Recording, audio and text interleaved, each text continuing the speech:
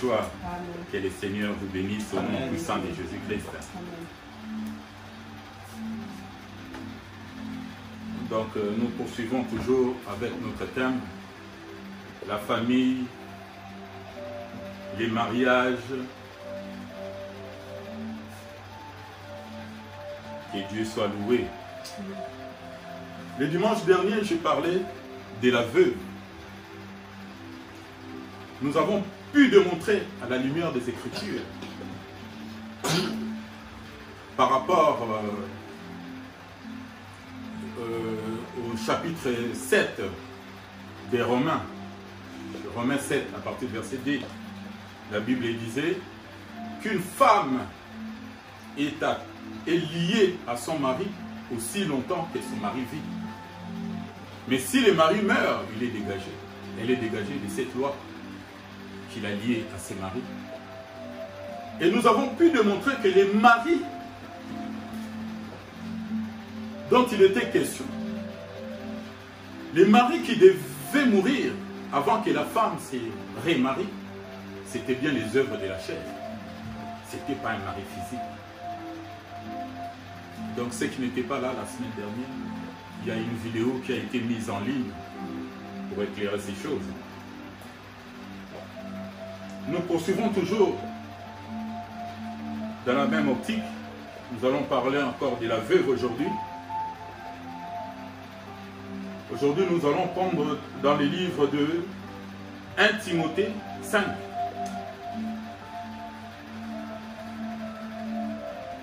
Nous allons prendre 1 Timothée 5. Je vais lire à partir du verset 1. 1 Timothée 5.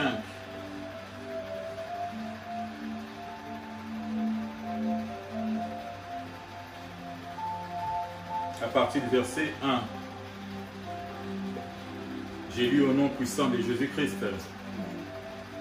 Ne réprimande pas rudement les vieillards, mais exhorte-les comme un père. Exhorte les jeunes gens comme des frères, les femmes âgées comme des mères, celles qui sont jeunes comme des sœurs, en toute pureté. Honore les veuves qui sont véritablement veuves. Si une veuve a des enfants ou des petits-enfants, qu'ils apprennent avant tout à exercer la piété envers leur propre famille et à rendre à leurs parents ce qu'ils ont reçu d'eux, car cela est agréable à Dieu. Celle qui est véritablement veuve et qui est demeurée dans l'isolement met son espérance en Dieu et persévère nuit et jour dans les supplications et les prières. Mais celle qui vit dans les plaisirs est morte, quoique vivante. Déclare-leur ces choses, afin qu'elles soient irréprochables. Si quelqu'un n'a pas soin des siens, et principalement de ceux de sa famille, il a renié la foi, et il est pire qu'un infidèle. Qu'une veuve pour être inscrite sur le rôle n'ait point moins de 60 ans, qu'elle ait été femme d'un seul mari, qu'elle soit recommandable par de bonnes œuvres, ayant élevé des enfants, exercer l'hospitalité, laver les pieds des saints, secourir les malheureux, pratiquer toute espèce de bonne œuvre. Mais refuse les jeunes veuves, car lorsque la volonté les détache du Christ, elles veulent se marier et se rendent coupables en ce qu'elles violent leur premier engagement. Avec cela, étant oisives, elles apprennent à aller de maison en maison. Et non seulement elles sont oisives, mais encore causeuses et intrigantes, disant ce qu'il ne faut pas dire. Je veux donc que les jeunes se marient, qu'elles aient des enfants, qu'elles dirigent leur maison, qu'elles ne donnent à l'adversaire aucune occasion de médire. Car déjà quelques-unes se sont détournées pour suivre Satan. Si quelque fidèle homme ou femme a de veuves, qui les assistent et que l'Église n'en soit point chargée, afin qu'elle puisse assister celles qui sont véritablement veuves. Que le Seigneur ajoute l'explication à sa parole. Donc dans les textes que nous venons de lire, comme j'ai dit tout à l'heure, dans les mêmes ordres d'idées, nous poursuivons avec notre texte en parlant des veuves.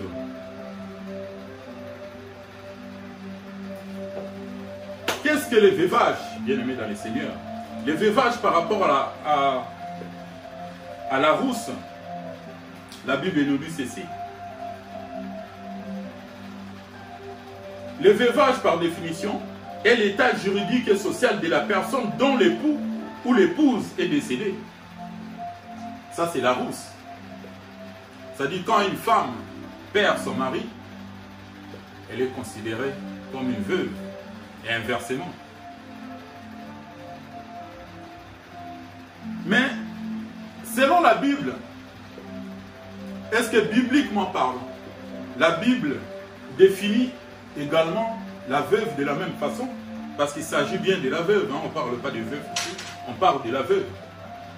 C'est ce que nous allons essayer de découvrir par la grâce de Dieu. Est-ce que la Bible définit de la même façon que Larousse?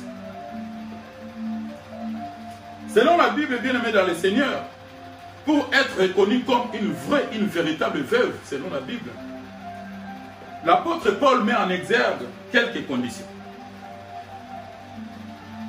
Donc j'ai noté quelques conditions pour qu'une femme soit reconnue comme une vraie veuve. Parce que si la Bible parle de véritables veuves, c'est qu'il y en a des fausses. Pour être reconnue comme une vraie veuve, j'ai retenu 5 points. Premier point, pour être reconnue dans le rang de veuve, bibliquement parlant, la Bible dit que cette veuve, c'est celle qui demeure dans l'isolement. Point 1. Point 1, celle qui demeure dans l'isolement. Point 2, celle qui met son espérance en Dieu.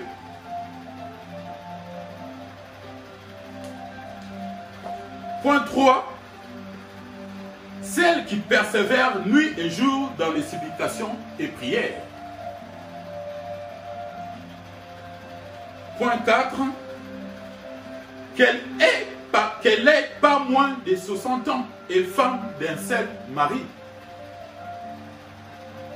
Point 5, qu'elle soit recommandable par de bonnes œuvres et ayant élevé des enfants. Déjà par rapport à ces conditions, nous avons compris que la Bible ne définit pas une veuve de la même façon que notre Larousse. Donc l'apôtre Paul met en exergue 5 conditions que je viens de citer. Commençons par les premiers. Les premiers, c'est celle qui demeure dans l'isolement. Celle qui demeure dans l'isolement, c'est-à-dire une veuve, c'est celle qui demeure seule. Lorsque nous prenons notre texte dans les livres de... Lorsque nous prenons notre texte au verset 13, lorsque l'apôtre parle de jeunes veuves, parce que l'apôtre Paul refuse des jeunes veuves, là je les souligne, je reviendrai là-dessus tout à l'heure. Le verset 13 dit ceci. Avec cela étant oisives, elles apprennent à aller de maison en maison, et non seulement elles sont oisives, mais encore causeuses, intrigantes, disant ce qu'il ne faut pas dire. Ça, c'est ce que l'apôtre Paul qualifie aux jeunes veuves. C'est-à-dire, la vraie veuve doit normalement assumer le contraire de tout ce que l'apôtre vient de parler au verset 13. C'est-à-dire, la vraie veuve ne devrait pas aller de maison en maison, ne pas être causeuse et intrigante, et ne pas dire ce qu'il ne faut pas dire. Ça, c'est les qualifications de la vraie veuve.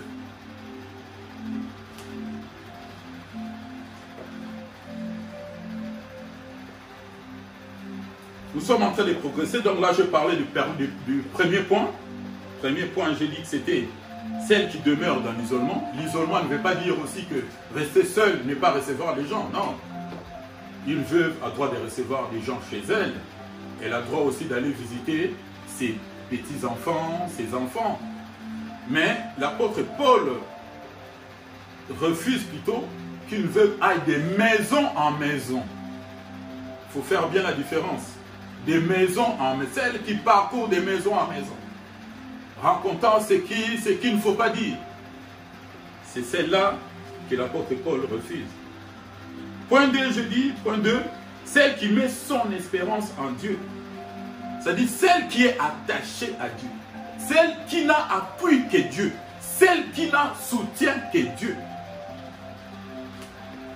celle-là se donne complètement, corps et âme, à Dieu. C'est celle-là que l'apôtre Paul qualifie d'une vraie veuve. Je souligne aussi que l'apôtre Paul, un peu plus bas, parle de fausses veuves en disant que, pas fausse veuve, elle dit que celle qui n'est pas considérée comme une vraie veuve, c'est celle qui a du soutien. C'est-à-dire, si une veuve a des soutiens, a un soutien familial, elle n'est pas considérée comme une vraie veuve, selon la Bible. C'est pourquoi le point 2, je souligne que celle qui s'est confiée à l'Éternel, qui n'a pas d'autre soutien que Dieu. Son pourvoyeur, c'est Dieu. Alléluia. Point 3.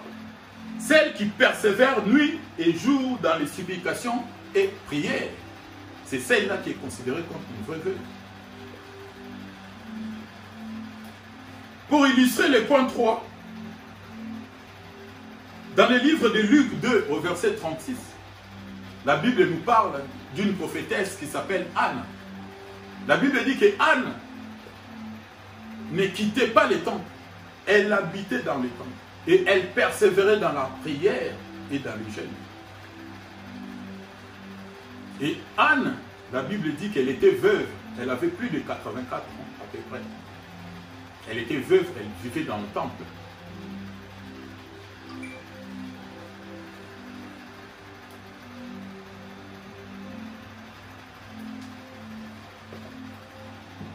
Donc sur le point 3, j'ai donné l'exemple de Anne qui était prophétesse.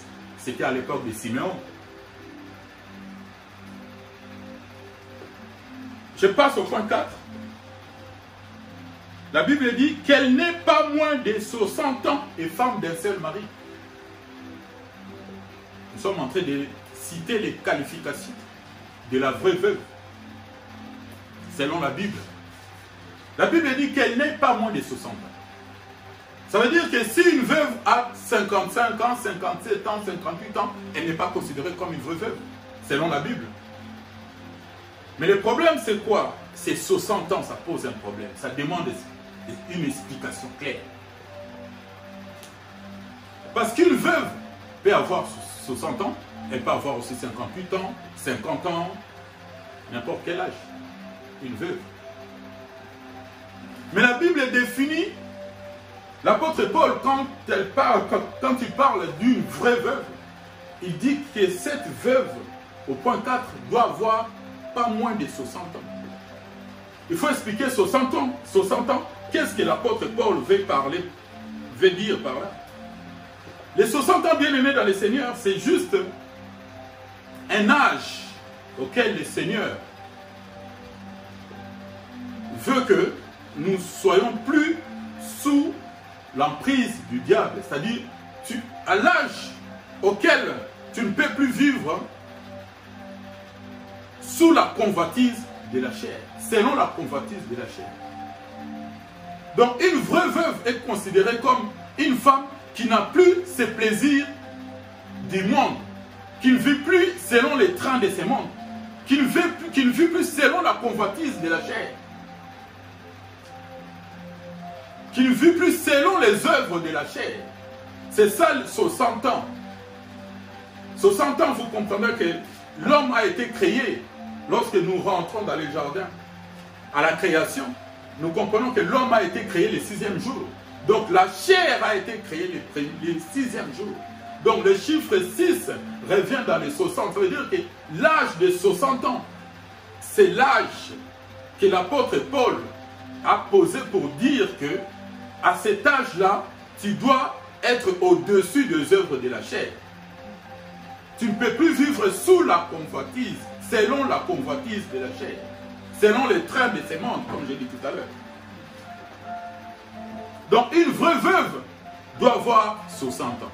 Les 60 ans, j'ai expliqué, et doit avoir aussi été la femme d'un seul mari.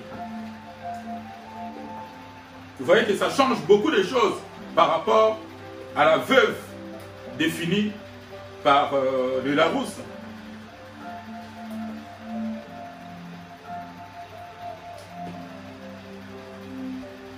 Lorsque nous lisons les livres d'Ecclésiaste 11, Ecclésiaste 11, à partir du verset 9. Qu'est-ce que la Bible nous dit? La Bible nous dit ceci. Ecclésiaste 11, à partir du verset 9.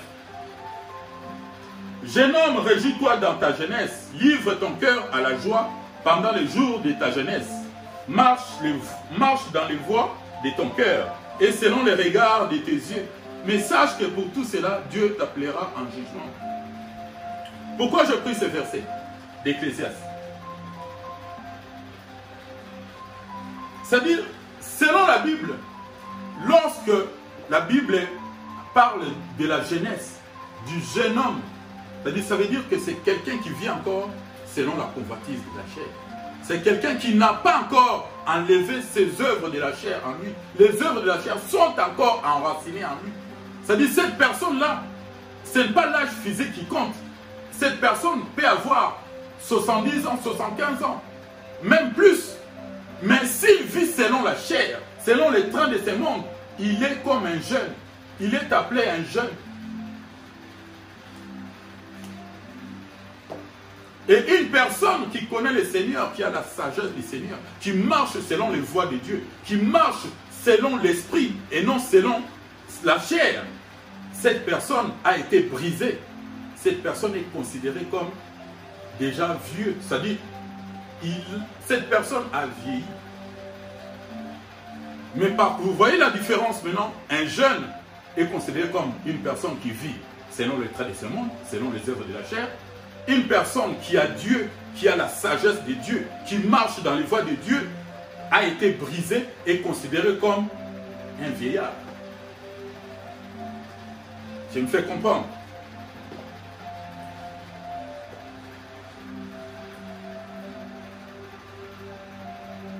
Donc, pour être reconnu comme veuve, tu dois être brisé. Tu dois marcher selon les voies de Dieu et non selon les œuvres de la chair.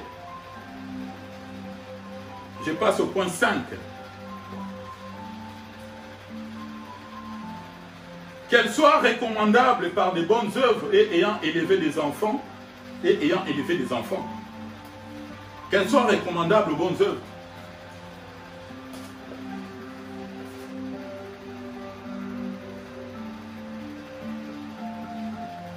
Lorsque nous lisons notre texte que nous avons lu tout à l'heure, Timothée 5, verset 10, la Bible dit « Qu'elle soit recommandable par de bonnes œuvres, ayant élevé des enfants, exercer l'hospitalité. » Là, l'apôtre Paul explique maintenant les bonnes œuvres. Que cette veuve doit avoir exercé l'hospitalité, lavé les pieds des saints, secouru les malheureux, pratiquer toute espèce de bonnes œuvres.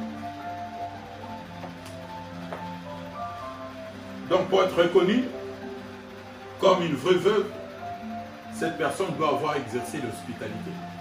Laver les pieds des saints veut dire seulement exercer l'hospitalité vis-à-vis ou aux hommes de Dieu, à un frère, à une sœur. Secourir le malheureux, pratiquer toute espèce de bonnes œuvres. Maintenant, l'apôtre Paul parle aussi de fausses veuves, de jeunes veuves en fait. Parce que l'apôtre Paul dit, refuse les jeunes veuves. Verset 9 de notre texte. Non, c'est pas verset 9. Verset 11.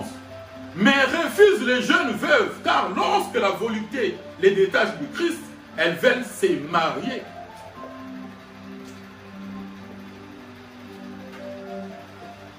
Ce qu'il faut comprendre, c'est que les jeunes veuves ont tendance souvent à avoir, comment dire, elles ont tendance à vouloir se remarier. Elles ont tendance à chercher ce qui n'est pas bon dans la parole de Dieu. C'est-à-dire, elles cherchent quoi? Elles cherchent à marcher selon les voies de ce monde. Comme je dis tout à l'heure, selon la convoitise de ce monde, selon les œuvres de la chair. Tu vas voir une jeune veuve, son mari est mort, mais elle est encore dans les bois de nuit, habillée en décolleté, en mini. Elle fait quoi dans les bois de nuit? Décolleté. C'est pourquoi l'apôtre Paul dit, refuse les jeunes veuves. Mais une personne peut être jeune, comme je dis tout à l'heure.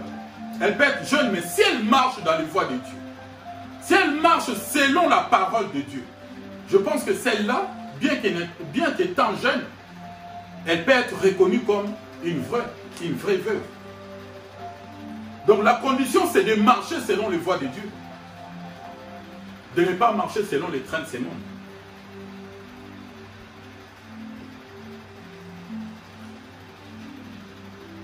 Verset 12.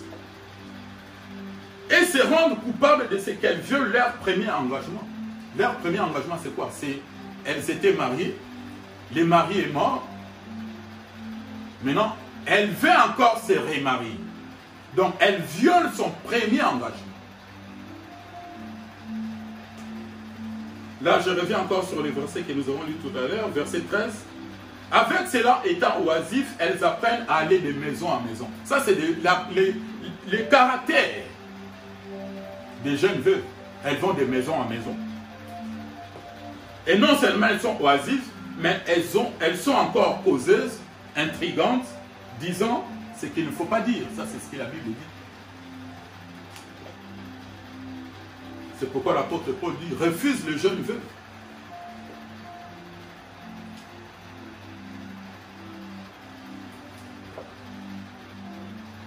Les veuves bien-aimées dans le Seigneur, nous en avons tous, ou peut-être pas, dans nos familles.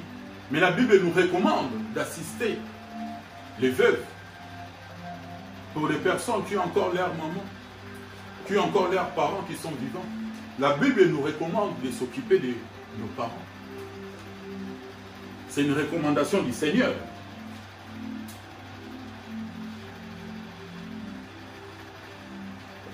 Remarquez le verset 4 de notre texte. Si une veuve a des enfants ou des petits-enfants, qu'ils apprennent avant tout à exercer la piété envers leur propre famille et rendre à leurs parents ce qu'ils ont reçu d'eux, car cela est agréable à Dieu. Dieu aime cela. Quand tu exerces l'hospitalité, quand tu t'occupes de tes parents, s'ils sont encore en vie, bien sûr, cela est agréable à Dieu. Donner à Dieu à l'église, c'est bien. Donner les dîmes à l'église, c'est bien. Mais lorsque tu ne t'occupes pas non plus de tes parents,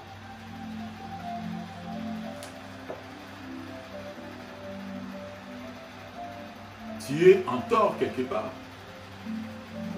C'est-à-dire la Bible te recommande de t'occuper de l'église de Dieu, bien sûr, mais de t'occuper aussi de ta famille, de tes parents, de veuves qui sont dans ta famille. C'est très important. Dans l'une de mes prédications déjà passées, j'avais parlé aussi de juifs. Il y avait des juifs qui disaient au peuple que vous n'êtes pas tenus d'honorer vos parents. C'est-à-dire ce qui était prévu pour les parents, les pharisiens et les scribes disaient au peuple, donnez-les à Dieu, donnez au temple, donnez à l'église. En fait. Mais lorsque le Seigneur est venu, le Seigneur les a réprimandés. Le Seigneur a dit, mais non. C'est-à-dire vous êtes en train d'annuler la loi de Dieu au profit de votre tradition. Vous dites au peuple, ce dont je puis t'assister, je l'ai donné à Dieu. Le Seigneur pouvait dire, bon voilà c'est bien, vous avez donné à Dieu. Mais le Seigneur dit non, honore ton père et ta mère. C'est la loi de Dieu. C'est pourquoi j'ai dit tout à l'heure, donner à Dieu c'est bien. Mais la Bible nous recommande aussi d'assister les veuves, d'assister les parents. Ce qui est très important aussi aux yeux de Dieu.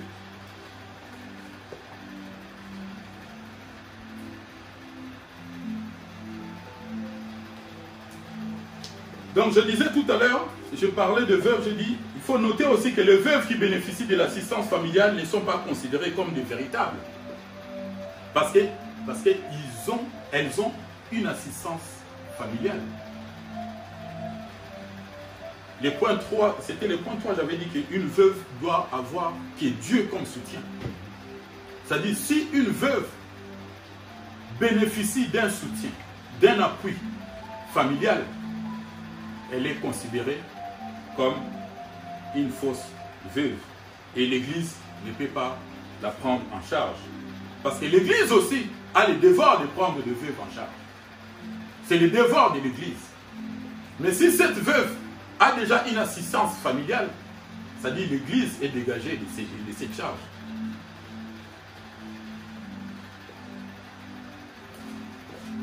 J'avais aussi prévu de parler des enfants.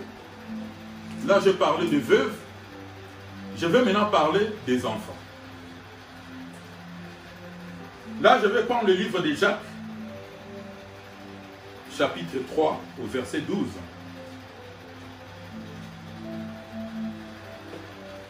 J'ai donné les caractères que la Bible donne pour être reconnu dans le rang de veuve. Maintenant, je vais expliquer quelque chose de plus important par rapport aux enfants. Le Seigneur m'a mis ça au cœur d'en parler. Je pense que cela édifiera les peuples de Dieu. Jacques 3, verset 12. Je vais prendre un verset qui n'a rien à voir avec les enfants, mais vous allez voir qu'on va ressortir les enfants par rapport à ces versets. Jacques 3, 12. Un figuier, mes frères, peut-il produire des olives, ou une vigne de figues? De l'eau salée ne peut pas non plus produire de l'eau douce. La Bible dit un figuier ne peut pas produire des olives ou une vigne de figues. Ça veut dire que lorsque tu sèmes un figuier, tu auras comme fruit de figues. Tu n'auras pas comme fruit des olives.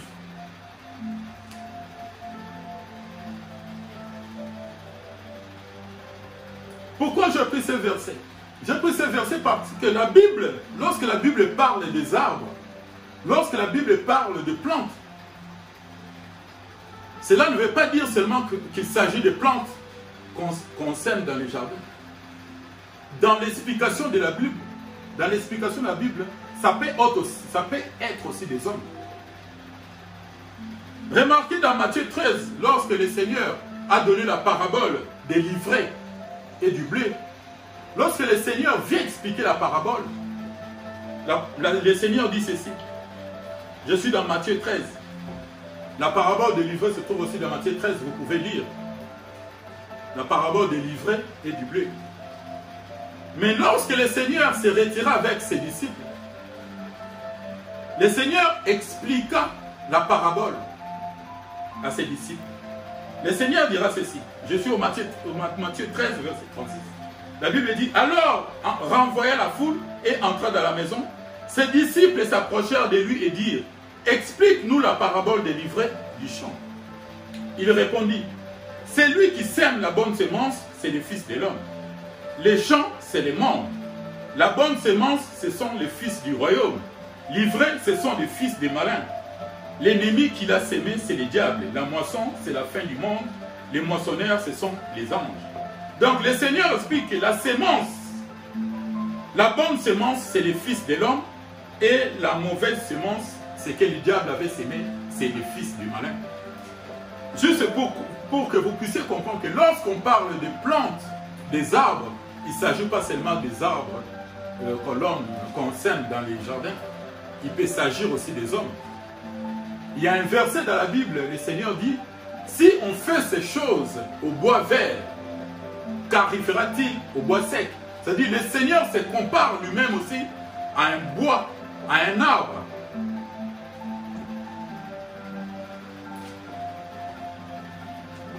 Je suis en train de poser les bornes pour que vous puissiez comprendre où c'est que je vous amène. Je pose d'abord les bornes. Lorsque nous prenons Ésaïe 55, à partir du verset 10, la Bible dit ceci. Comme la pluie et la neige descendent des cieux et n'y retournent pas sans avoir arrosé, fécondé la terre et fait germer les plantes, sans avoir donné de la sémence au semeur et du pain à celui qui mange. Ainsi en est-il de ma parole qui sort de ma bouche. elle ne retourne point à moi sans effet, sans avoir exécuté ma volonté et accompli mes desseins. Ésaïe, lorsqu'il parle ici, Ésaïe considère que la pluie et la neige comme la parole de Dieu. Lorsque Dieu parle, c'est-à-dire la parole de Dieu ne retourne jamais à Dieu sans avoir exécuté sa volonté. Tout comme la pluie, lorsque la pluie et la neige tombent du ciel et tombent sur terre, la pluie fait un effet, c'est-à-dire féconde la terre, fait germer les plantes. C'est comme la parole de Dieu. Lorsque la parole de Dieu entre dans chacun de nous, cette parole de Dieu qui entre en nous produit des effets, produit des fruits.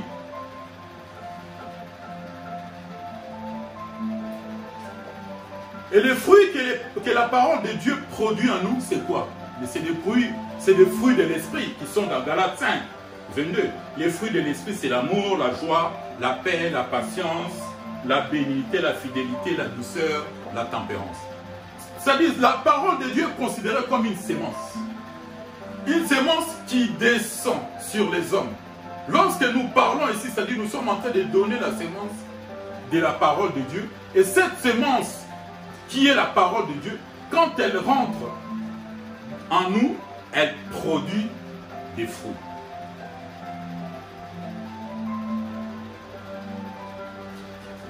Vous remarquerez que dans Galates 4, l'apôtre Paul, lorsqu'il enseignait, l'apôtre Paul disait, il a dit dans Galates 4, 5, « Mes enfants, pour qui j'éprouve de nouveau les douleurs d'enfantement, jusqu'à ce que Christ soit formé en vous. » C'est-à-dire la parole de Dieu est comme une sémence que le peuple de Dieu, quand le peuple de Dieu reçoit cette parole, c'est-à-dire c'est comme si cette parole-là était une sémence que la personne qui la reçoit doit être engrossée. C'est en fait. C'est pourquoi l'apôtre Paul dit, « Mes petits enfants, pour qui j'éprouve de nouveau les douleurs d'enfantement, jusqu'à ce que Christ soit formé en vous. » Christ est formé en nous comment? Par la parole de Dieu qui est comme une sémence. Je reviens sur mon texte de tout à l'heure. Le texte disait ceci. Un figuier ne peut pas produire des olives ou une vigne de figues. C'est-à-dire, si tu sèmes un figuier, tu auras des figues. Je prends l'exemple d'un manguier par exemple. C'est-à-dire, pour avoir un manguier, tu dois prendre les noyaux, s'aimer les noyaux, et ces noyaux vont germer et grandir, devenir un arbre, un manguier. C'est-à-dire, si tu sèmes les noyaux d'un manguier, tu n'auras qu'un manguier. Si tu sèmes le noyau d'un avocat, tu vas avoir un arbre, un avocatier, c'est bien ça, un avocatier. Hein? Tu vas avoir un avocatier. Donc maintenant, qu'est-ce que je vais dire par là? Je veux dire que un enfant, c'est pareil. Parce que nous parlons d'une femme et d'un homme. C'est-à-dire, quand l'homme donne sa sémence à la femme, c'est-à-dire la femme reproduit que ce que l'homme a donné. La femme ne peut donner que ce qu'elle a reçu de l'homme. C'est-à-dire, un enfant, c'est l'homme qui donne un enfant. Et c'est l'homme qui définit si c'est un garçon ou une fille. C'est-à-dire, quelle que soit la terre que l'homme va donner la sémence, c'est-à-dire, si c'est un manguier, comme je dis tout à l'heure, ça sera un manguier. Si c'est un avocat, ça sera un avocatier. Donc, ça veut dire que c'est l'homme qui définit l'enfant. Parce que nous avons remarqué quoi? Il y a beaucoup de choses qui sont fréquentes. Il y a des fois des femmes qui ont perdu leur mariage. Pourquoi? Parce que la famille de l'homme va venir, va dire, ben voilà, cette femme, on n'en veut pas parce qu'elle met au monde que des filles. Et il y a la femme qui est peut-être chassée du mariage. Souvent dans nos pays d'Afrique, c'est ça. La femme ne met au monde que des filles. Ou la femme ne met au monde que des garçons. Et la famille s'élève pour dire, mais non, on n'en veut pas de cette femme parce qu'elle met au monde que des filles ou que des garçons. Mais la parole de Dieu aussi, par rapport à tous les exemples que j'ai donnés, la parole de Dieu aussi, c'est une sémence. Lorsque cette sémence entre dans l'homme, l'homme ne peut reproduire que ce qu'il a reçu de Dieu. L'homme ne peut reproduire que ce qu'il a reçu. Comme une femme, lorsqu'elle reçoit la semence de l'homme, elle ne peut reproduire que ce qu'elle a reçu de l'homme. Je veux dire aussi par là pourquoi. Parce qu'il y a aussi des femmes, lorsqu'elle se sépare de l'homme, cette femme prive l'homme de ses enfants. Or, cette femme oublie que sans l'homme, elle ne peut pas voir cet enfant. C'est fréquent ici en Europe.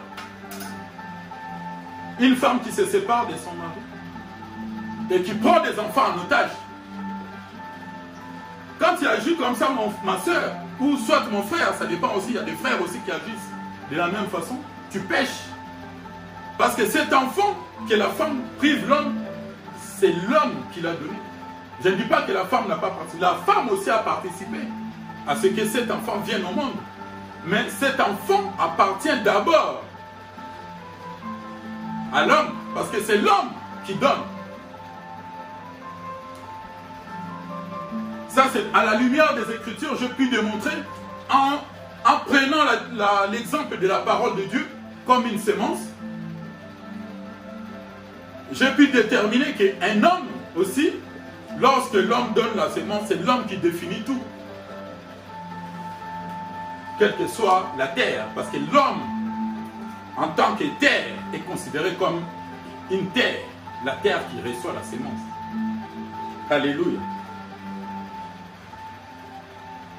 Je pense que je vais chiter. Je vais chiter là, il n'y a pas longtemps. Je vais encore voir s'il y a quelque chose à dire. Donc je puis parler de... Je parlais de la veuve. Je finis par parler des enfants. J'ai déterminé qu'un enfant, c'est l'homme qui les donne. Je ne dis pas que la femme ne fait pas, ne participe pas. Si la femme participe, c'est la femme qui nourrit l'enfant. Lorsque l'enfant est dans le ventre de la femme, c'est la femme qui nourrit l'enfant. C'est la femme qui met au monde l'enfant avec toutes les souffrances qui sont liées à la naissance. Par rapport au conseil que je peux donner, c'est quoi? C'est que s'il y a une séparation qui est une entente dans le sens, bon voilà, l'homme, ça dépend aussi des statuts sociaux de chacun. Si c'est la femme qui a un statut social qui peut bénéficier à l'enfant, ben, la femme peut garder l'enfant, tout comme l'homme, et puis bon, après, faire quoi? Après, essayer de voir comment la femme ou l'autre peut récupérer aussi son enfant, qu'il soit aussi en contact avec son enfant, ne pas priver l'un ou l'autre de son enfant. C'est-à-dire qu'il faut équilibrer les choses. C'est plutôt ça, les conseils qu'il fallait donner, parce que c'est fréquent en Europe, très fréquent même, lorsque le couple se sépare, c'est des enfants qui souffrent. La femme bloque les enfants, soit c'est l'homme qui bloque les enfants, et inversement.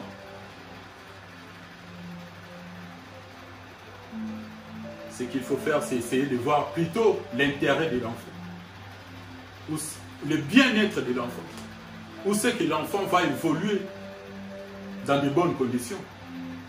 Mais il y en a certains, même si les conditions ne les permettent pas, mais par jalousie ou par haine, ils bloquent quand même l'enfant et ils privent l'autre parent de l'enfant, ce qui n'est pas bien. Il faut essayer d'équilibrer les choses pour voir, surtout voir le bien-être de l'enfant, que ce soit plutôt dans l'intérêt de l'enfant. Alléluia. Nous allons nous lever, je pense que je suis à la fin. Nous allons prier, prions, demandons la grâce de Dieu dans nos vies. Demandons la grâce de Dieu.